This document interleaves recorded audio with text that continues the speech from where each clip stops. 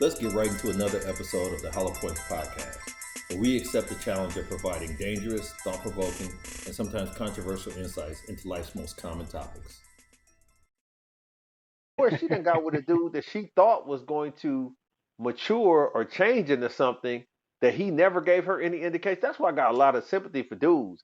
If you got a dude and y'all get together, y'all smoking, drinking, and chilling and having a funky good time, and then 4 or 5 years later, y'all got a kid, so you thought he should want to go back and get his degree and all this other shit. He like, I never told you. I never gave you the inclination that I want to stop smoking, drinking, and chilling. Now, I came from a Yeah, long line of smokers, what is drinkers, that and part of chillers. the plan? And now you offended because you thought you was gonna give him this investment early on without establishing it up front. Because I do agree that if you get with him and y'all 24, he 26, you 24 or whatever, and y'all smoking, drinking, and chilling, and he's giving you the game saying, man, I can't keep this up, man. Eventually, I got to settle down and do the right thing by you. And then he doing that and you fall for it, but you're not seeing no receipts. You're not seeing no written, drawn out steps towards, milestones being hit.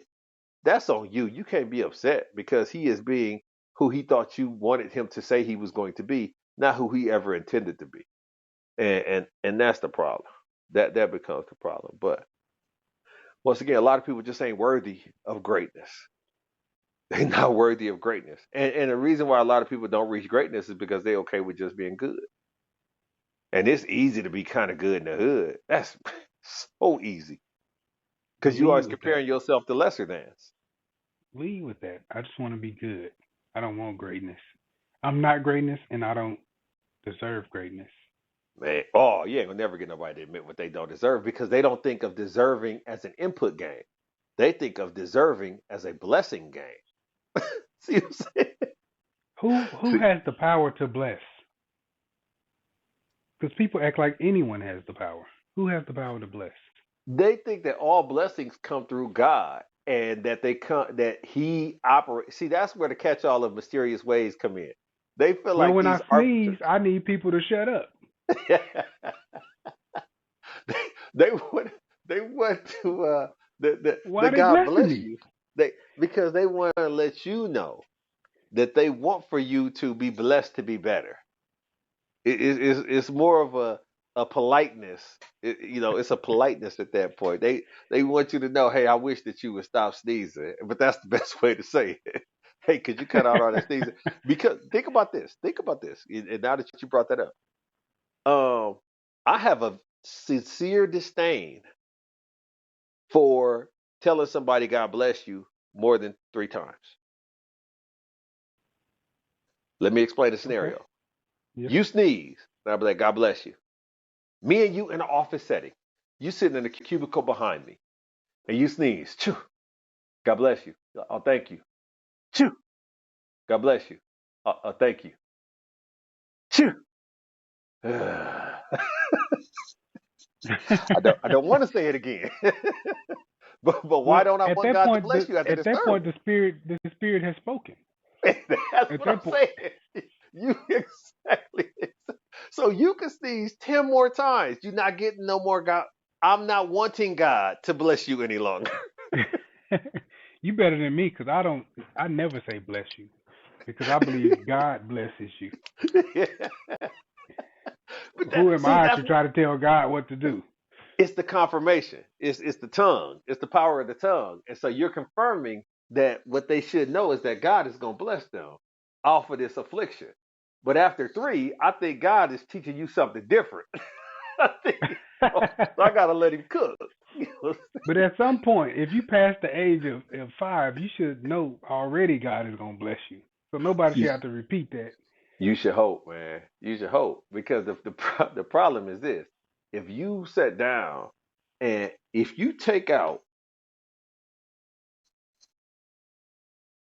relationships and you asked someone to write down the things that they deserve, they'll say stuff like happiness, peace, safety.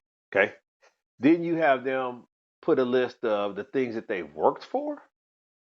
Nobody's saying they worked for happiness. Whoa. And those things should be equal, right? They should, shouldn't they? Shouldn't they? You should deserve what you worked for. And there you go. And there you go, bro.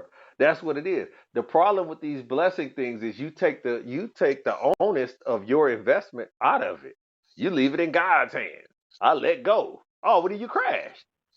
Yeah, when you start letting go, here's the situation. Here's the situation. You driving all over the road, crashing into everything, right?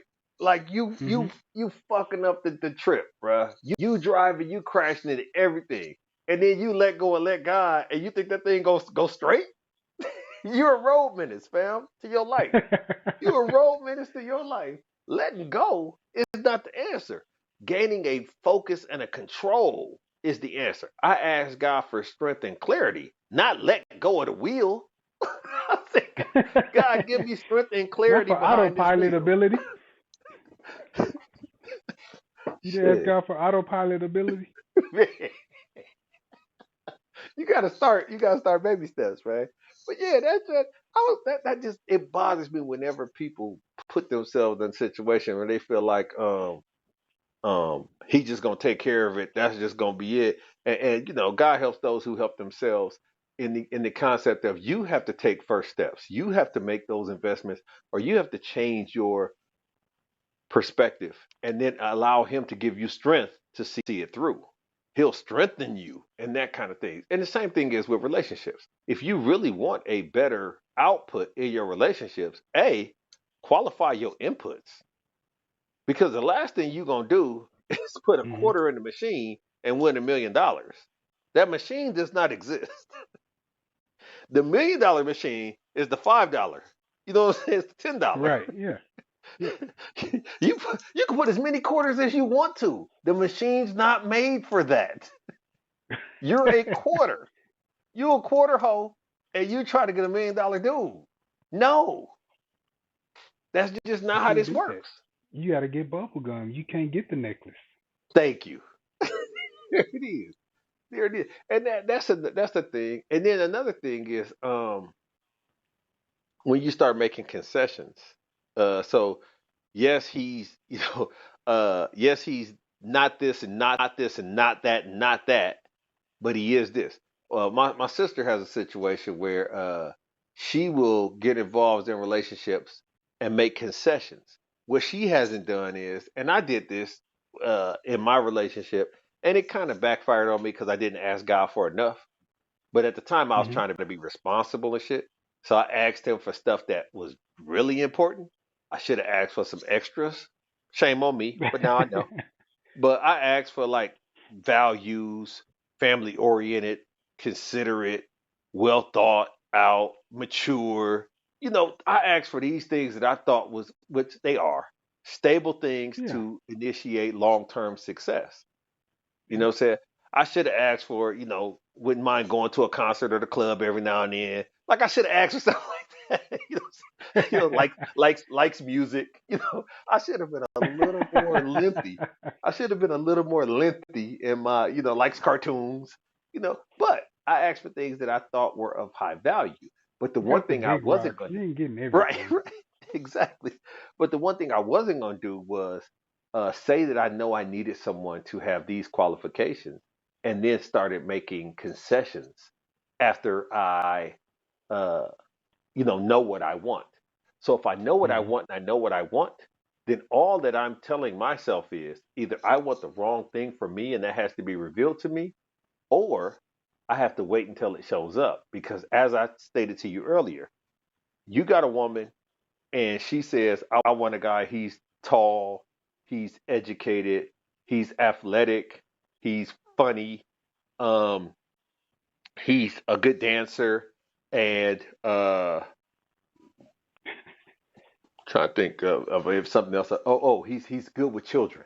Okay, and then you get with a guy and he has one leg. So, and I'm not saying he can't be a great dancer, but it's gonna be a little more difficult with one leg. He's a war veteran. He has I've other seen stuff. it happen. So what happens is you started coming off your list a little bit because you started changing your list a little bit. And Hmm. anytime you start remodeling, let's go back to the drawing board and ask, why are we changing our list if we have not changed? 100. Now, here's the problem. A lot of times when you made that list of that tall dude that was handsome and captivating and spoke three languages and all that, you thought you was her. Then life then life started showing you, hey. You know why he hasn't shown up? Because you not her. Right. So You then, speak one language. Why you want him to speak three? exactly, what is the point? What is it? He can't even share that with you. That's selfish. You're not You want to effective hear communicating in the one language you speak. exactly. You want to hear Do you another want him? language that you can't even Right. understand.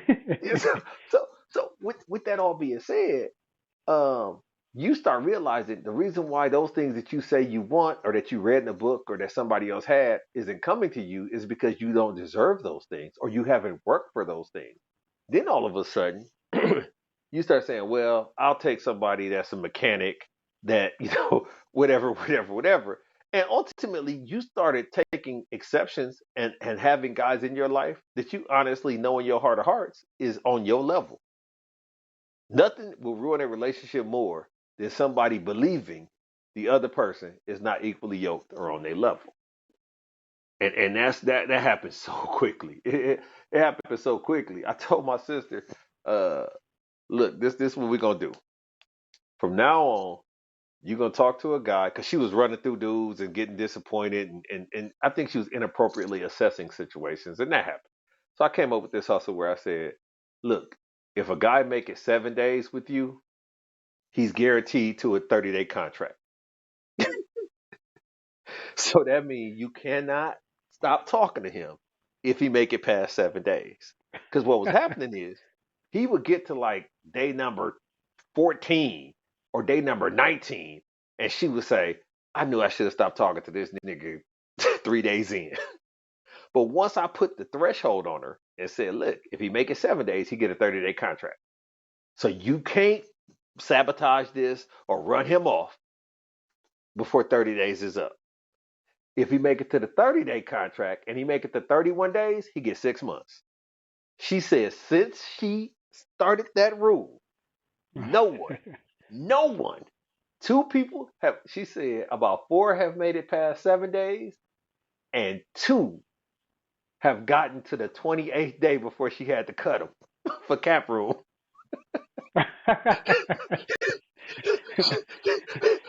She got to think about the dynasty, man. She got to think about the franchise. yeah. You gotta think about it. You can't You have can't these draft niggas nobody playing. with a full Yeah, roster. yeah. You Right. can't have these niggas playing on bad contracts. And she's a basketball person. She loved it. And she was like, man, that helped me from a stress, because the one thing that happened was, guess what? When she cut a motherfucker on day 28, it was an open roster spot. And ironically, a week later, tryouts. And guess what? Somebody's on the 7-day roster. Exactly. She And so prepared another spot for love. Like exactly, she exactly, exactly. And that, so it's simple stuff like that. Sometimes you always gotta find a common language and meet people where they are. That was how she understood it, and so it helped her. But with a lot of women, what they do is they make concessions and say, I understand he don't have a good relationship with his kid, but it's because, and then blame the chick. You can hate the chick and not have nothing to do with the chick and still be cool with the kids. Don't let this dude be lazy as dad and blame it on the chick not letting him be the dad that he wants to be. How that don't even make sense.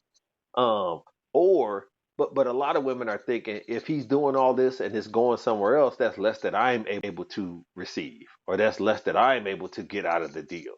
But they're thinking about themselves and not, other situations. And then of course the last thing, when you get to women of a certain age, is they're trying to um, think about the relationship as they did when they were single. I guess a single bachelorette is what it would be called, like confirmed single, meaning no kids, no marriage, no nothing.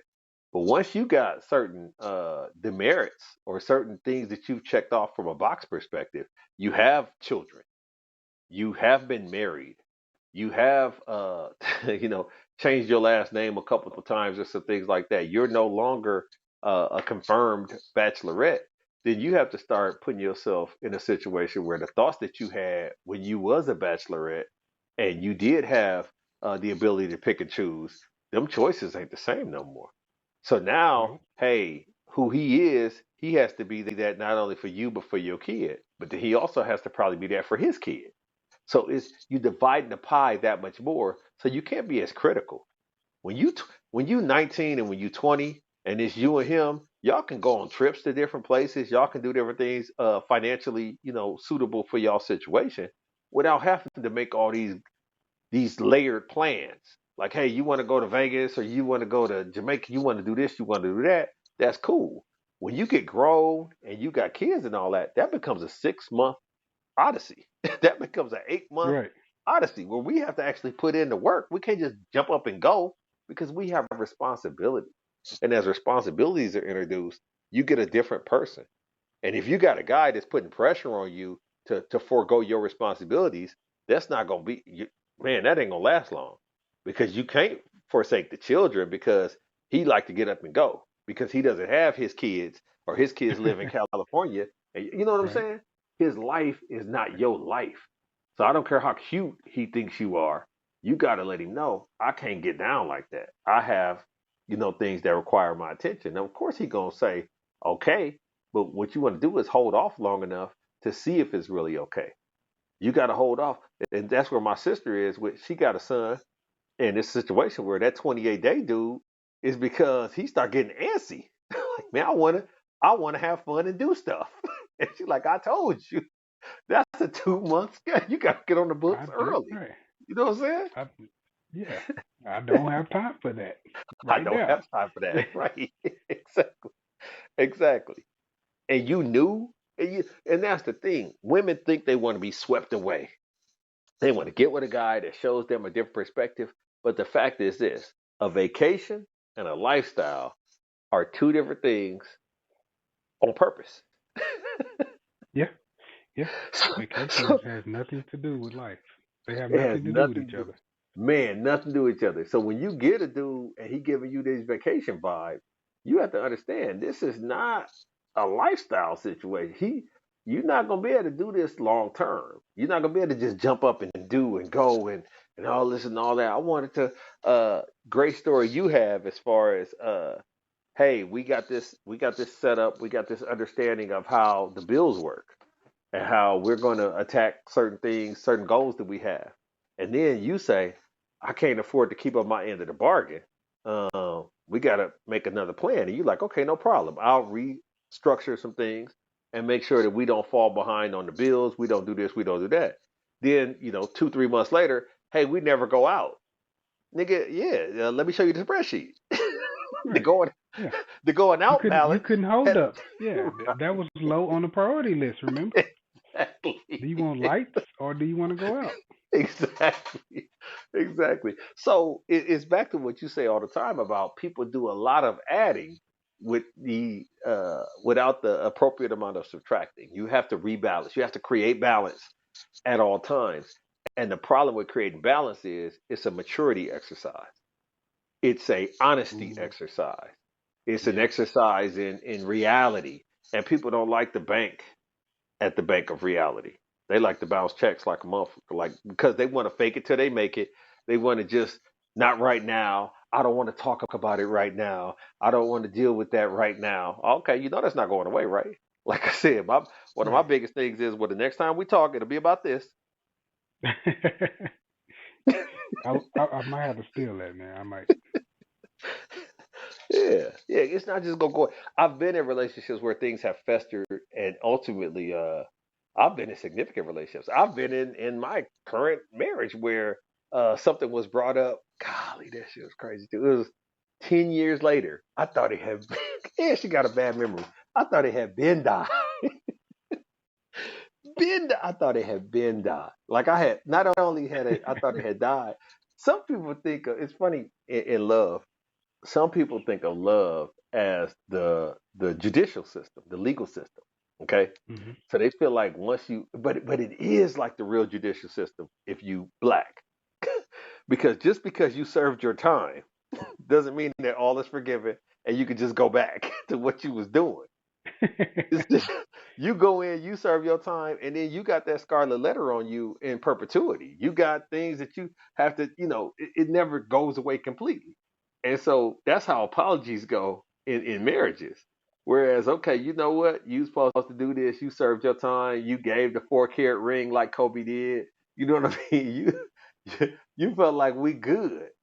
And by all intents and purposes, based on the letter of the law and kind of how things was working, y'all in y'all third house, y'all on y'all fourth kid, she just got a new vehicle.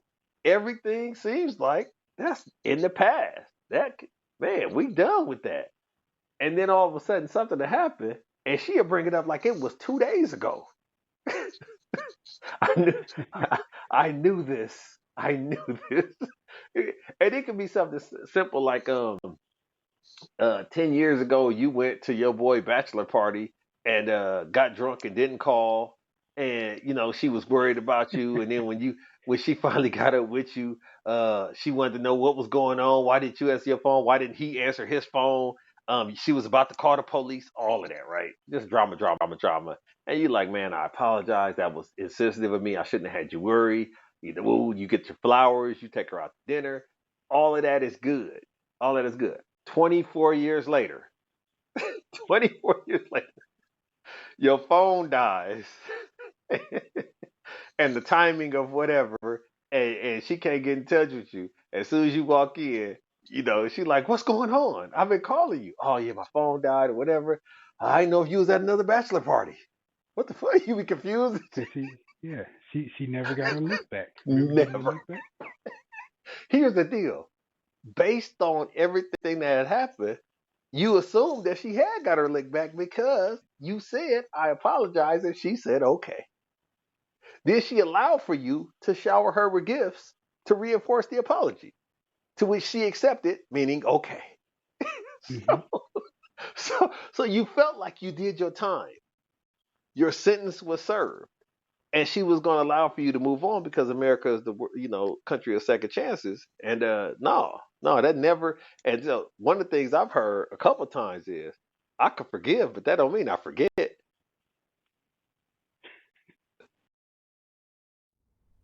This concludes another episode of the Hollow Points Podcast, where we act as your therapeutic outlet on topics many think about but are afraid to speak on. Oh, you're welcome.